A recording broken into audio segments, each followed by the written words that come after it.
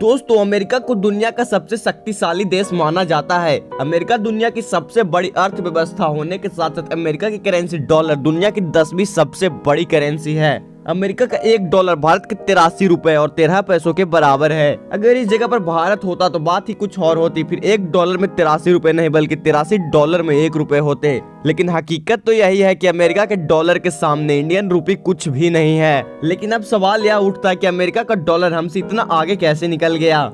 तो दरअसल साल 1947 में $1 का वैल्यू रुपए के मुकाबले 4.16 रुपए हुआ करता था। साल 1950 से लेकर 1966 तक $1 का वैल्यू सिर्फ 4.76 रुपए था। लेकिन इसके बाद भारत के इकोनॉमी में बहुत ज्यादा गिरावट हुआ और भारत ने कई देशों से कर्ज ले लिया। इतना सब होने के बावजूद 1962 में भारत चीन युद्ध और 1965 में भारत पाकिस्तान युद्ध में भारत की अर्थव्यवस्था पूरी तरह से डगमगा गई। इन सब से भारत उभर भी नहीं पाया था कि एक साल बाद 1966 में भारत को भीषण सूखे का सामना करना पड़ा था, जिसके कारण साल 1964 में $1 का वैल्यू बढ़कर 4 रुपए और 50 पैसों के बराबर हो गया।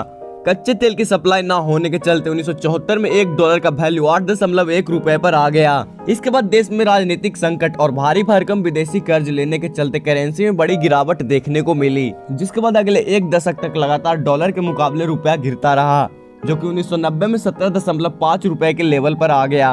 1990 में भारतीय अर्थव्यवस्था पर संकट के बादल छाए हुए थे। भारत पर विदेशी कर्ज का बड़ा बोझ था। सरकार को जितना रेवेन्यू आ रहा था उसका 39% कर्ज के ब्याज के रूप में भुगतान करना पड़ रहा था। लेकिन 1991 में अर्थव्यवस्था सुधार की प्रक्रिया शुरू हुई, जिसका असर हमें 1992 में देखने को मिला। और इतना सब कुछ होने के बावजूद भी भारत ने अपने अर्थव्यवस्था को काफी हद तक ठीक किया। उस समय $1 की कीमत 25.92 रुपए के बराबर थी। लेकिन 2004 में फिर से डॉलर का वैल्यू बढ़कर 45.32 रुपए के बराबर हो गया।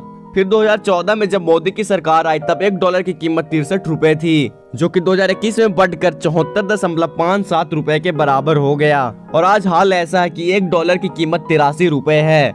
यानी अगर आपके पास अमेरिका का $1 है तो वो इंडिया में 83 रुपए के बराबर होगा। मतलब उसके बदले आपको 83 रुपए मिलेंगे।